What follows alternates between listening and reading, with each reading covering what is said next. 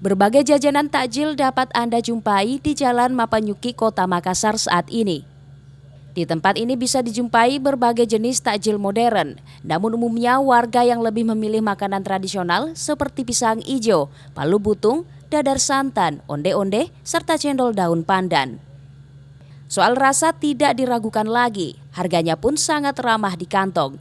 Menurut pedagang di awal Ramadan ini, masyarakat sangat ramai membeli kue jajanan tradisional dan peminatnya pun sangat banyak. Bagaimana ini Bu awal-awal Ramadan penjualan? Ya, alhamdulillah mantap.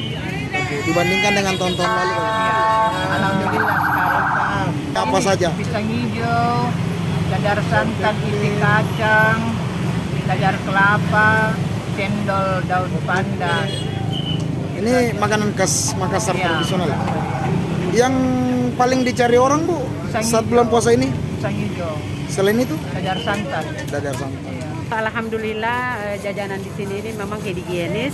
Kemudian juga masyarakat terbantu dengan adanya ini, apalagi dihususkan pegawai-pegawai mungkin ya. Iya. Pegawai-pegawai itu terbantu sekali. Terbantu Bu. Iya. Kalau masalah harga Bu bagaimana Bu dibanding Saya tempat rasa lain? masalah harga masih bisa terjangkau. Terjangkau, Dengan Bu, ya. keadaan sekarang ini semuanya bisa terjangkau, alhamdulillah.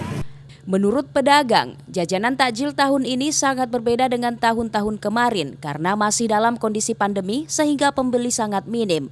Jika warga Kota Makassar rindu dengan jajanan tradisional khas Makassar, tidak ada salahnya mencari takjil di Jalan Mapanyuki, Kota Makassar ini. Ilham Syam, Fajar TV dan Fajar Radio melaporkan.